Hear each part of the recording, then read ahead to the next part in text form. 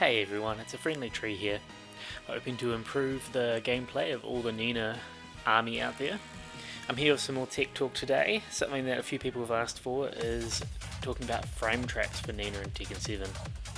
So when we come to frame traps, we're really digging deep into frame data, and I do need to emphasize that as well as frame traps, often it comes to putting yourself at frame advantage and getting a 50-50. So that's going to overlap with frame traps a little bit in what I'm going to talk about here, okay? Anyway, let's get into it.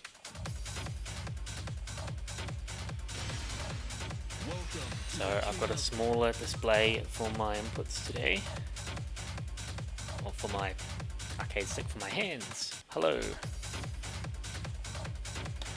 Let's put Nina as old school Nina versus bridal Nina. We'll go to the Infinite Azure. Here's a bit of a change, a bit of variation for you all. And let's get ready for the next battle. So, one thing I do need to stress with frame traps, a typical frame trap. What is a typical frame trap? The idea is you use a move or you get your opponent in a situation where if they press a button, they get trapped because of the frame advantage or because of the situation with the frames to be hit by whatever attack you do. Let's just change a few things here. Backward. No need for the health gauge. Player info. Let's try and tidy things up so it's a bit easier to see. Alright, so like I said, an example would be putting yourself in positive frames, and then if they do an attack, you hit them. So for example, down for 3-2 leaves Nina at +1. If you're at +1 and then you do another 10 frame, of course if they jab, your 10 frame is going to win. They've been frame trapped in that situation. Or if you do an 11 frame, it'll trade their jabs. So we're going to set Nina, opponent Nina, evil Nina, down through 1-2, okay. So we go play. I do a jab, it loses. Likewise.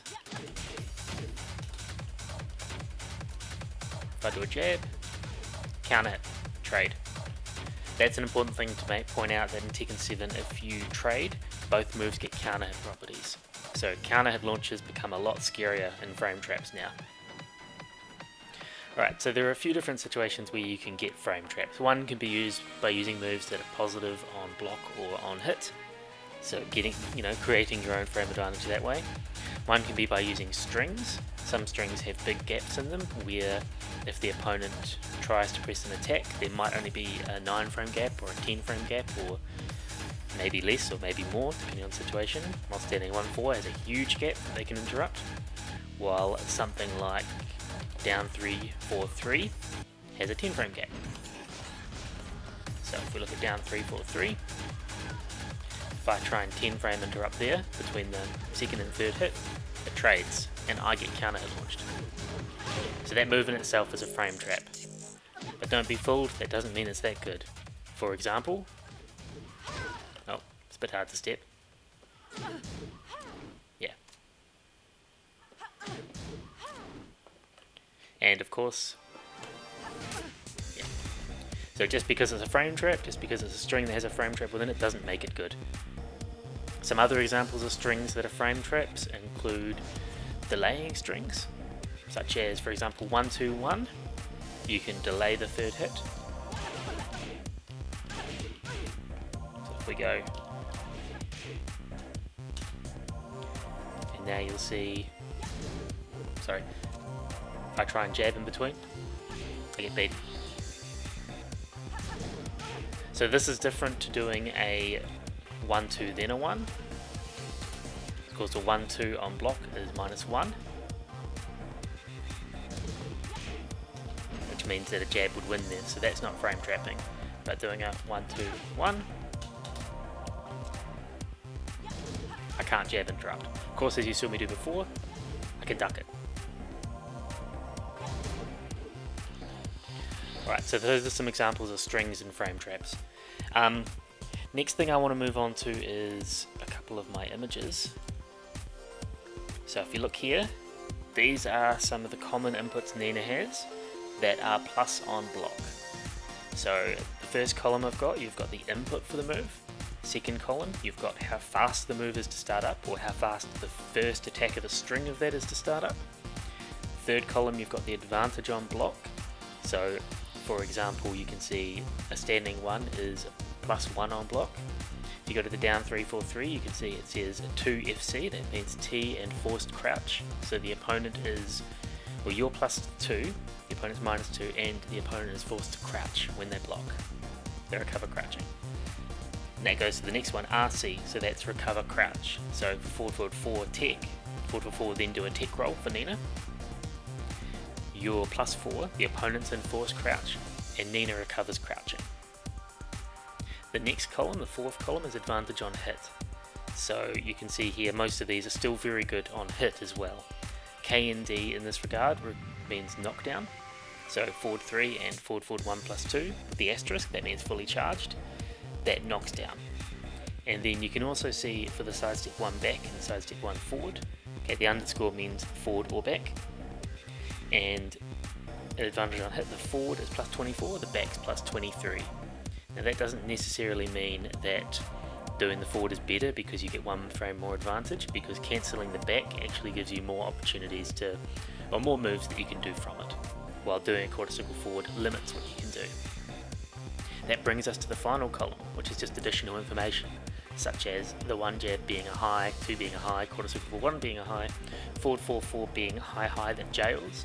Jail means that if they block the first move, they're not able to duck the following. Different to that, down forward 3, 2, mid high that doesn't jail. So if they block the down forward 3, they can duck the 2, the high. Down 3, 4, 3, low, high, mid, that you can step at the end. As you saw, Nina can step it in either direction, and plus the second hit being a high, you can duck and then while standing launch. Forward 4, 4, I've mentioned it's slow and linear. Forward 3, high that doesn't jail. The forward 4, 1 +2 charge, lots of pushback.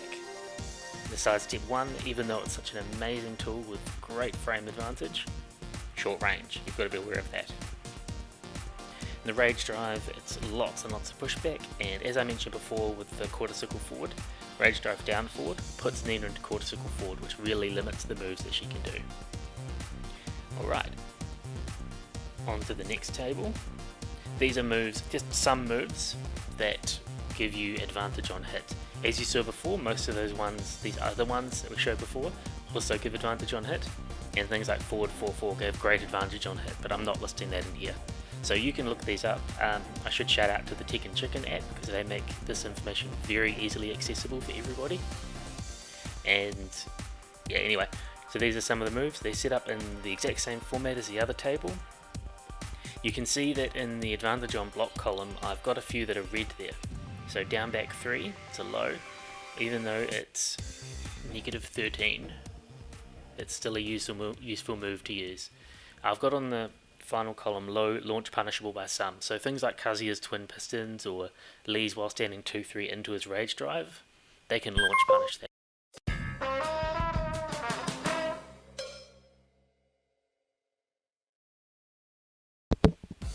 Sorry about that, my headset died.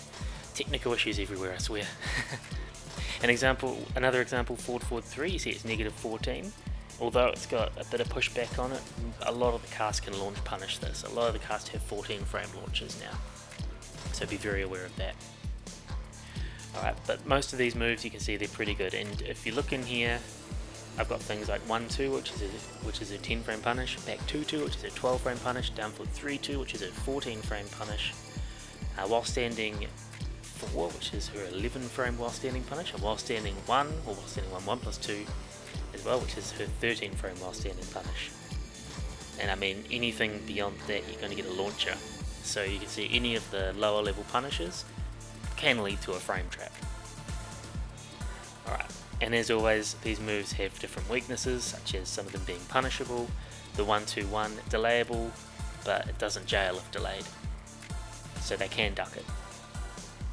1 +4, I mean that's pretty good really, but it doesn't track too well, so they can step it, and it's 15 frame, so In a situation where they're going to get hit by that, they might be getting hit by a down forward 2 instead. 1-2 is high, 10 frame punish. Down forward 1 is good. Back 2-2, also high, jails. 1-2 jails as well, by the way. While standing 1 is good. Down forward 3-4, once again doesn't jail. It's mid-high, doesn't jail.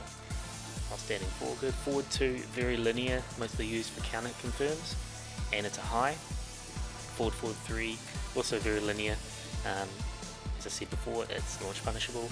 Down forward 1+2, a homing move, amazing frame advantage. Only -3 on block. Catch being, it's got pretty poor range. Alright, so that's running through different moves on hit block and on hit. That gives me a frame advantage to set up a frame trap. What are some different examples of moves I can use after that? Now, this is where it gets into a bit of a grey area between it being a frame trap and a 50-50. You've got to remember that there's conditioning, so not everything I'm listing here is a proper frame trap. It's more examples of things that you could do after getting that frame advantage. So, for example, if you're at +1, a 10 frame beats whatever the opponent does, 11 frame trades. That's assuming they don't sidestep, that's assuming they don't duck. So there are ways to get out of these. So if you're at +1, such as the down forward 3-2 I showed before, doing a 1-2 will beat anything they do. Doing a 4 will trade with anything they do. Common setup that you see people do, and I've seen other people mention on my videos, is stuff like quarter circle forward 1, which is +1 on block, into a 2-4 at the wall. So 2-4 itself is safe on block, but it does not jail. Not a natural combo, so a natural counter, so they have to press a button for this to work to will splat.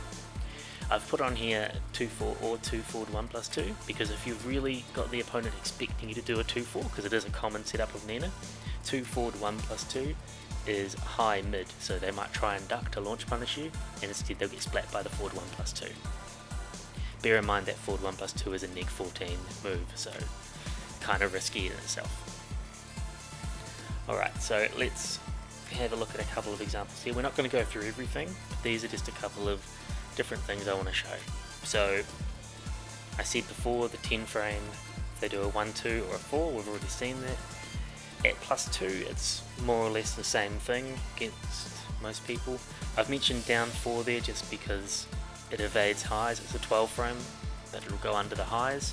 I think it's at the 4th frame it goes under highs. Check Tekken chicken if you want, guys. And that's just a low that can stop people stepping. So that's less of a frame trap and more of just a way to stop people if they've caught on to your frame trap and they're trying to do something else. Then we get to the +3 situation, and that's where a back 2-2 will beat anything they do. A down forward 4 will beat anything they do as long as they don't step, both of these guys, and back 2-2 as long as they don't duck. A down forward 1 will trade with anything they do, and a down 4 will beat anything they do as a low. This is also where a throw will beat anything they do, so at +3, we have anything easy to see at +3. Quarter circle forward 1 on hit. That's probably the easiest just because down back 3 leaves them at full crouch. So if we do, we'll go +3, quarter circle forward 1, and then we'll do a back 2-2 to show the 12 frame beating, and then we'll do a throw as well.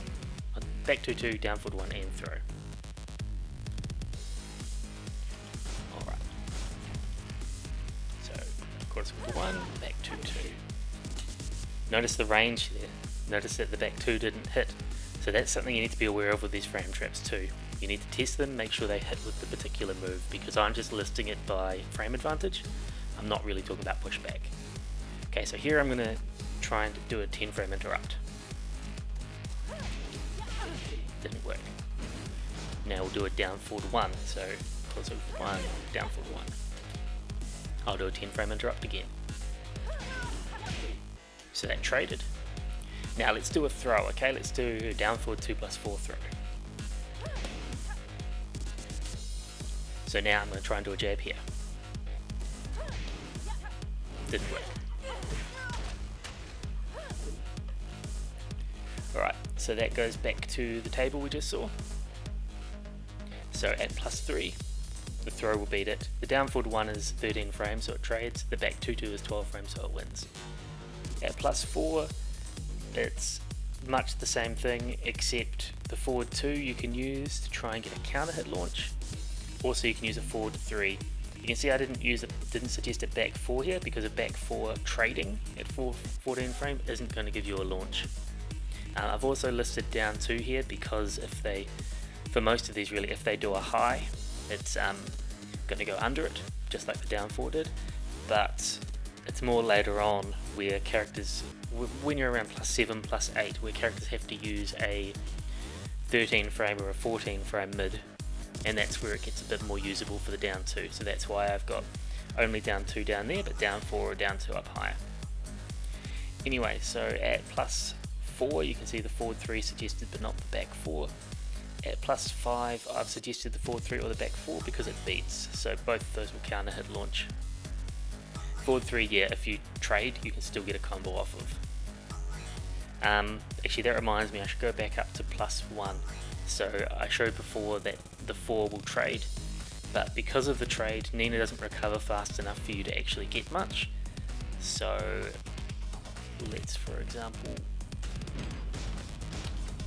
I'll show you what you can get. You go down 4, 3, 2, 4. So this probably won't even come out properly, sorry. No, it won't. But what you could do,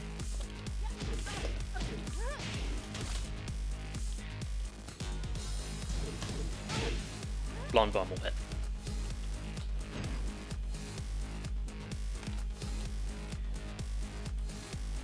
Okay, getting back to things, so the 13 frame, the forward 2 to hit confirm, or the forward 3 for the trade. These are both highs, remember they're duckable, but they are frame traps. Once you get to +5, which is like her 10 frame punishes, her 1-2 or a back 2-2, then you could do a down forward 3, which you could then hit confirm to do the forward 4 or the down forward 3-4 if you're quick enough. But do be wary that everything after a down forward 3 is duckable and that doesn't jail at all. You could do a down forward 2 because if that trades you get a full launch, or you could, but be wary that it will not launch people crouching while a down forward 3 will hit them. Forward 3 or back 4 will work with a frame trap, and down 4 or down 2 just as I suggested before. If you get to +6, it's more or less the same. The only thing I've made different is I've suggested 1+4 as well. 1+4 is 15 frames, as we've got listed on the other table. You can see 1+4, third one down, 15 frame, -5, +4 on hit, falls crouch. So you could do that, but if it trades, only the first hit connects, so it doesn't do much damage, and it doesn't really leave you in a favourable situation against the jab. So it's probably better to do it later on at +6 or beyond. It's a good option, it will beat them, and it lets you continue your pressure. Let's see, not much different beyond there though. And then at +7 is when you can start using down forward 1+2. So that's 16 frames. You could use it earlier, but because of the pushback and because of you being knocked back, it's probably not as useful up until +7, which is her 14 frame punish. You could do a down forward 1+2 and that'll beat whatever they do. It also tracks, so it's a very strong option there, but at +7 they're not really going to be able to sidestep, are they? I've got back 1+4 there, and I'm sure everyone's thinking, why on earth would you put that? It's a risky move, but that's where using things like the down 2 or the throws, once you've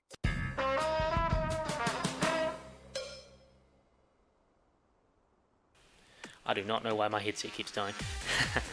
Once you've conditioned them to try and duck, the back 1+4 will beat anything they do. So if they're trying to crouch jab, you know, a down +1 to go under the highs, you'll still beat them with a back 1+4 here. Then we get on to +8. So at +8, 17 frame beats 18 frame trades, which means an up forward 2 will trade with them. So it's not a very good frame trap here. You really need to be at +9 if you want to get the launch, but it is an option because if they're a frame slow, or if they do an 11 frame or slower, you can hit confirm for a launch. Down forward 1+2 again I'll suggest, down forward 2 I'll also suggest, and once again down 2 or throw.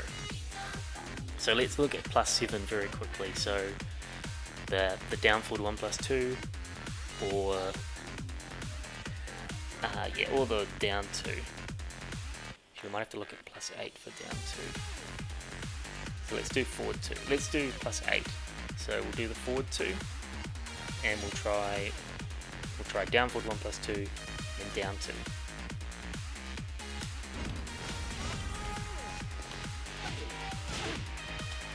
So I'm just going to try and jab interrupt. Yeah. Can't do it. And if I do a down 2, of course the jab's not going to work. If I do a 13 frame mid, won't work.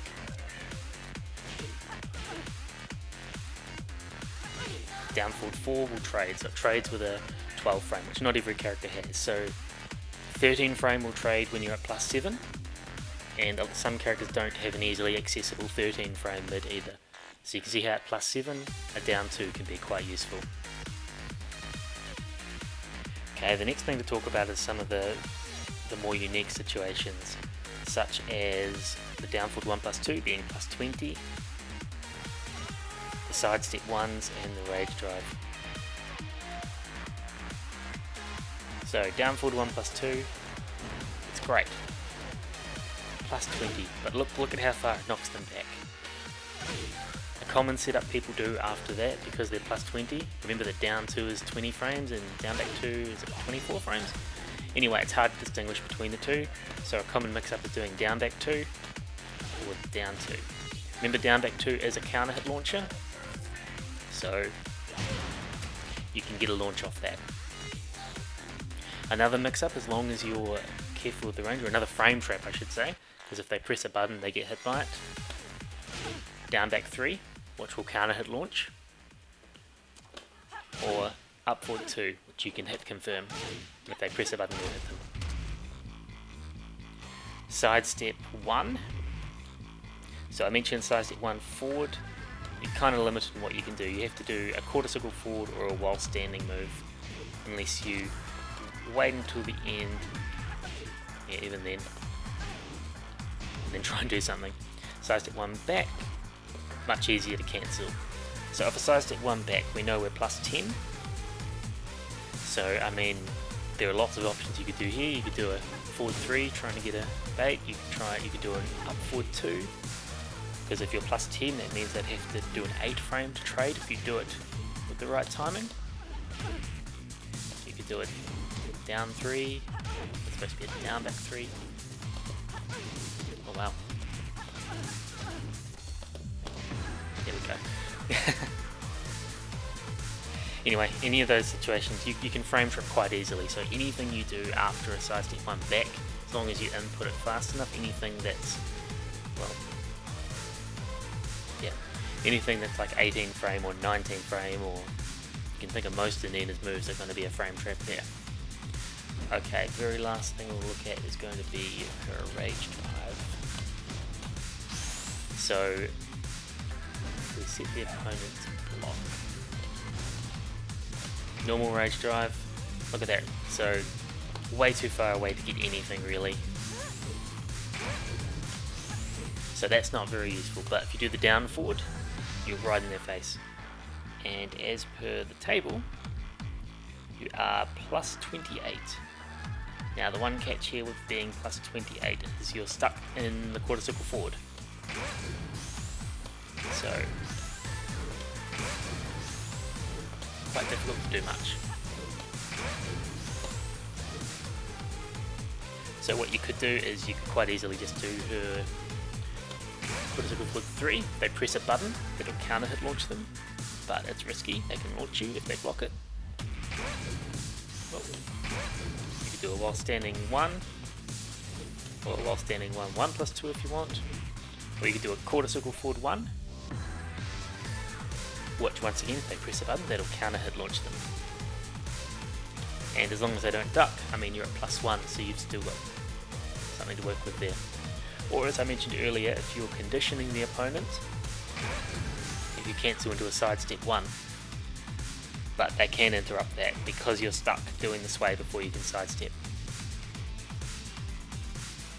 Anyway, this is my video on frame traps. I hope you guys have found it useful. Hopefully it hasn't just been me ranting on again and not teaching anyone anything. Let me know what sort of frame traps you guys are doing, because there are so many options, and what I'm saying is really just touching the surface of what's possible with her. And frame traps are something that exists in every fighting game, and I'm sure there are many things I haven't thought of. So let me know what else you're doing. Also let me know what other videos you'd like me to try and do, and I'll happily try and make a video about it discussing the matter. As always guys, please like and subscribe. Of course, subscribe on YouTube. You can also follow me on Twitter at @friendlytree, and I'm happy to discuss things further there, or on YouTube, or wherever you can find me. Thanks guys, catch you next time.